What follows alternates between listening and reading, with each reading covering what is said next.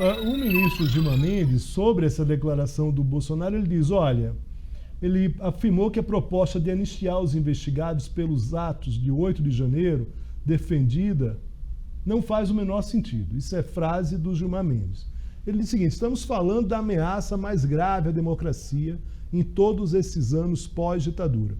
E agora falar em anistia para esse tipo de crime não faz o menor sentido.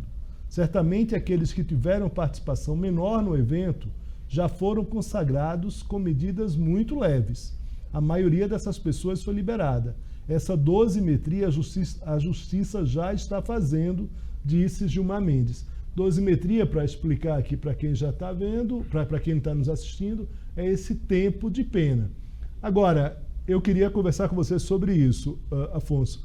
De alguma forma, essa dosimetria do Supremo, por mais que a gente possa, acho que de uma forma geral, existe ali, né, uma defesa em relação às punições, essa questão da dosimetria, de fato, é questionável, né, por políticos, inclusive políticos que não estão dos dois lados né, dessa polarização política, e também por muita gente boa, por juristas, professores, acadêmicos que estão mais deslocados dessa relação partidária ou política ideológica, mas dizem, olha, de fato tem um ponto ali que a gente precisa discutir, que é esse tamanho das penas.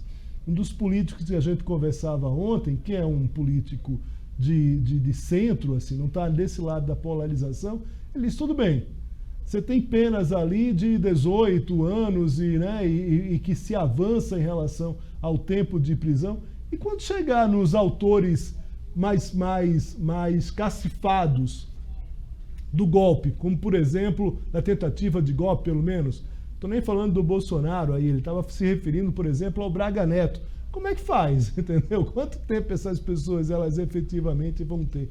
Queria que você falasse um pouco sobre isso para que a gente passasse para o segundo ponto, que são os políticos justamente, é um ponto que tem tudo a ver, que são os políticos justamente nessa PEC da blindagem, tentando fugir do STF para serem julgados por instâncias inferiores. É um ponto importante isso aí que você levanta. Se com peixe pequeno foi feito essa dosimetria tão alta, como é que vai ser ali quando pegarem os tubarões, né? Hoje, por exemplo, foram presos 2 suspeitos de financiarem esses atos golpistas, acampamentos aqui em Brasília, né? Se essas pessoas que colocaram dinheiro nesses acampamentos, qual que seria a pena dessas pessoas? Elas não foram julgadas ainda, para ficar bem claro. Agora, o outro que entrou lá no Palácio do Planalto e quebrou um vidro, ou então o outro que entrou lá apenas e estava só naquele ato, não necessariamente ele participou de um vandalismo. Entrou no palácio, ok, invasão de um prédio público. Mas essa dosimetria tem que ser muito bem pensada, né? Vamos lembrar, o tempo máximo de cumprimento de pena no Brasil são 30 anos.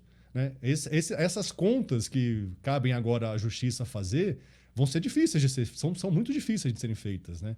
Eu concordo com essas avaliações, não que não tenha que ter punição, sim, tem que ter punição, mas tem que ser feita uma filtragem bem importante, porque além de punir, os ministros do Supremo Tribunal Federal, querem passar um recado. É uma punição ali como educativa, explicando, olha, não tentem confrontar a nossa democracia, não confrontem o Supremo Tribunal Federal. Esse é o recado que tem sido dado nesses outros julgamentos, e durante essa apuração policial também tem sido muito claro esse recado. Tudo bem. Afonso, aí sim eu passo para outro ponto, vou colocar aqui uma declaração do Carlos Jordi, que é deputado federal pelo PL do Rio, para a gente voltar a conversar aqui sobre essa PEC da blindagem que proposta aqui pelo Jordi. Vamos lá? Existem 2 propostas que buscam resgatar as nossas prerrogativas, proteger os nossos mandatos. O fim do foro já é algo que já é discutido há muitos anos. Há uma proposta que foi aprovada no Senado Federal e que está aqui na Câmara dos Deputados parada há muito tempo, que extinguia o foro privilegiado, fazendo com que os deputados tivessem um foro comum, assim como qualquer cidadão.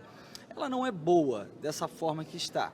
Porque um deputado federal ou um senador poderia ser julgado por qualquer juiz de qualquer lugar do Brasil. Seria uma loucura a quantidade de processos contra os parlamentares. E é dessa forma que está esse texto. O que nós estamos propondo não é fim do foro, na verdade, é transformação do foro. Hoje os deputados, eles são julgados, os deputados e senadores julgados por um órgão que já reivindica o papel de ser um órgão político. Então, se é um órgão político que, inclusive, vem cometendo excessos, perseguindo parlamentares, eles não podem mais julgar esses políticos, até porque eles são indicados por políticos e sabatinados por políticos. Nós queremos fazer essa distinção. Os deputados e senadores agora eles devem ser julgados pelos tribunais regionais federais, por um tribunal regional federal, e, no caso, um segundo grau de jurisdição, uma segunda instância, seria o Superior Tribunal de Justiça, o STJ. É uma proposta que eu acredito que é muito mais, garante muito mais imparcialidade para tudo isso que nós estamos vivendo nesse momento. Então, Afonso, a situação é a seguinte, essa turma aí, Jordi, Alexandre Ramagem, eles estão negociando que se avance aí na Câmara uma proposta de emenda à Constituição, é uma PEC, ou seja, tem que ter foro qualificado, tem que ter uma votação qualificada que pode blindar parlamentares de investigações. Na verdade, o que se trata é disso. O tema ganhou força após Jordi e Ramagem terem sido alvos da operação de Polícia Federal. O que acontece?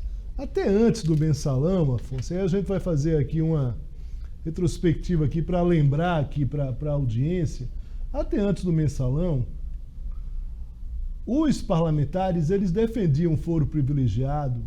Por quê? Porque eles queriam ser julgados pelo Supremo, eles não queriam ficar lá na mão dos juízes de primeira instância. Isso fazia um sentido, os políticos, de uma forma geral, né? Isso fazia sentido para eles porque eles diziam o seguinte, olha, tem uma disputa aqui política que acaba sendo mais próxima da primeira instância, da segunda instância, então a gente quer um distanciamento maior e aí precisa ter esse foro para quê? Para que com distanciamento uma corte superior, né, possa dar um veredito um pouco mais isento.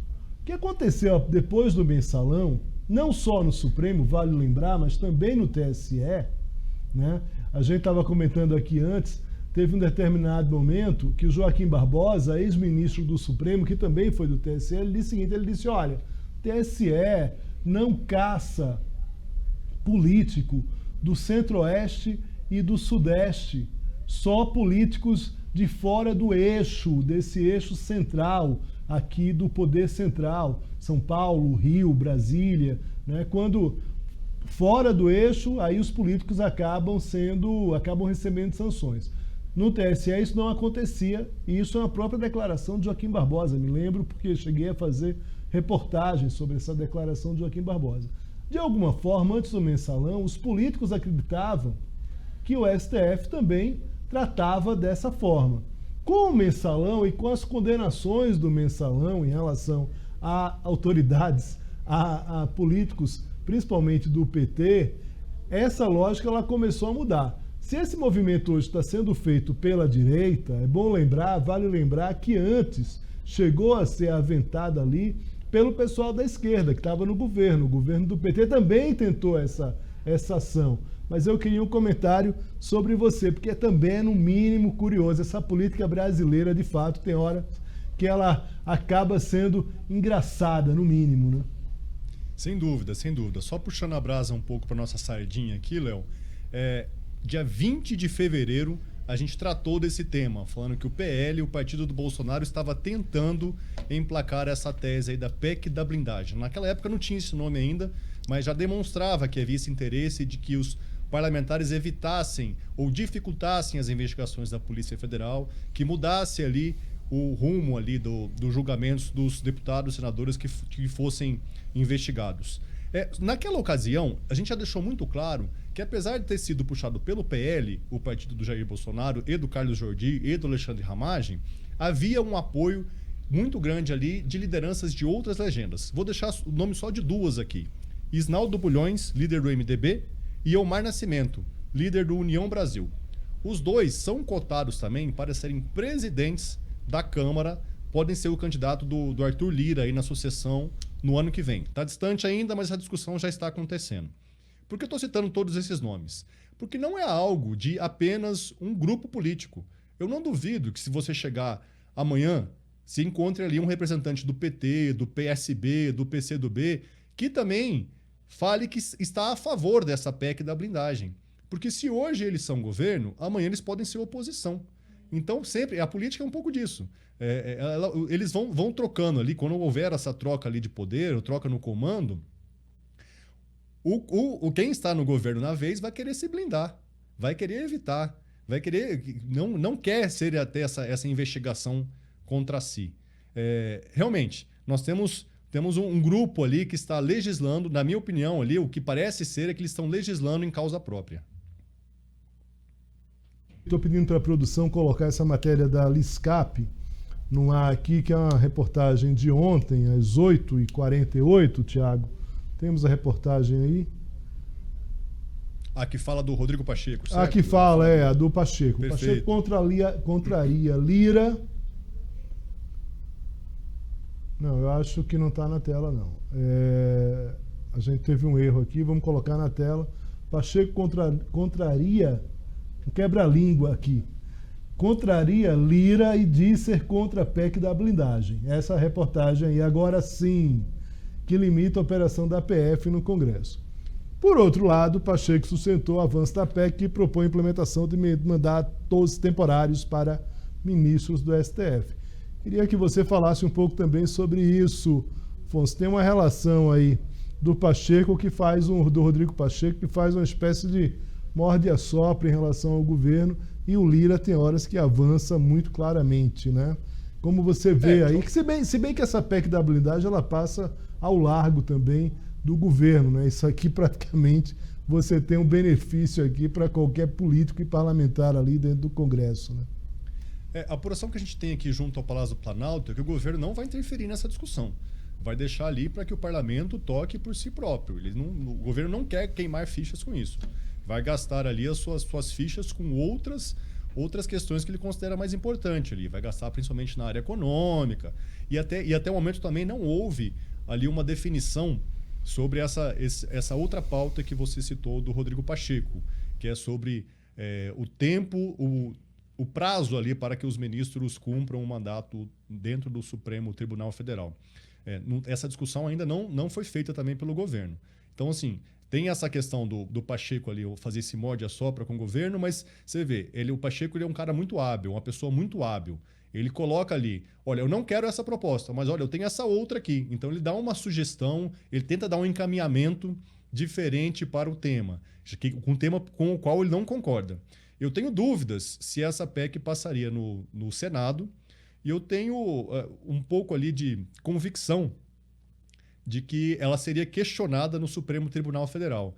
Há advogados que já dizem que ela é completamente inconstitucional, essa PEC da blindagem. Mais uma vez, os políticos legislando ali para se proteger, legislando em causa própria. Então, ela dificilmente teria a sua constitucionalidade validada pelo Supremo Tribunal Federal. Afonso, eu vou pedir um pouco mais da sua paciência aqui. A gente tem outro tema. Vou pedir aqui para a gente colocar essa declaração do Marcelo Castro, né, sobre essa PEC da reeleição, né, que é uma proposta que altera o Código Eleitoral em relação à reeleição. A gente tem, Tiago, essa declaração do Marcelo Castro? Todas as 3 PECs que nós estamos apresentando, elas põem fim à reeleição de prefeito, governador e presidente da República. Todas 3 colocam um mandato de 5 anos para todos, sendo que a diferença entre elas é a seguinte: uma não traz a coincidência de eleições. Então, os prefeitos eleitos em 2024, pela primeira vez, teriam direito à reeleição em 28, e a reeleição já seria por 5 anos. A partir daí não teria mais direito à reeleição. Então terminaria o mandato dele em 33. O governador que foi eleito em 2026, a regra não mexe não mexe com o direito adquirido, nem com a expectativa de direito de ninguém. Então, o governador que fosse eleito em 2026 teria direito, quer dizer, ter um mandato de 4 anos, teria direito à última reeleição por 5 anos. Então, o mandato dele terminaria em 2035. Então, como é que ficariam as eleições no Brasil? 2030, eleições gerais para governador, presidente, senador, deputado federal, deputado estadual. 2033, eleições municipais, prefeito e vereador. 2035, eleições gerais. 2038, eleições municipais. 2040, eleições gerais. Então, entre a eleição geral e municipal, 3 anos. Entre a eleição municipal e geral, 2 anos. Então, essa PEC põe fim à reeleição, coloca o mandato de 5 anos, mas não traz a coincidência das eleições. Mais uma vez aí, Afonso, tem uma certa discordância em relação ao Pacheco e o Lira, né? O Pacheco diz que não vai colocar isso para andar. O Pacheco se mostra, se não favorável, mas pelo menos mais simpático à própria tramitação aí do texto, é isso? É isso, tá muito claro isso sim, Léo. Tanto que ele é um dos que está incentivando essa relatoria do senador Marcelo Castro para essa PEC que defende o fim da reeleição, certo? É um tema que vai e vem aqui em Brasília, acabar com a reeleição para cargos no Executivo, e cada vez que essa discussão volta, vem uma nova proposta completamente diferente da outra, né? Já houve, até na fala do Marcelo Castro ali, a gente se recorda que já houve uma intenção de unificar as eleições, que a eleição municipal, estadual e federal acontecesse todas no mesmo ano, só que não prosperaram. Uma coisa é certa, assim, na próxima eleição para 2026 haverá mudanças nas regras eleitorais, que é uma coisa que os políticos gostam de fazer toda eleição. Houve mudança para as eleições municipais de 24, como houve mudanças para as eleições gerais lá de 2022. Mudança vai ter mudança uma atrás da outra. O que vai vir, até lá a gente vai saber um pouquinho mais para frente ainda. Afonso, muito obrigado aqui pela participação, pela paciência, pela gentileza aqui com a gente. Forte abraço para você. Eu que agradeço. Um abraço.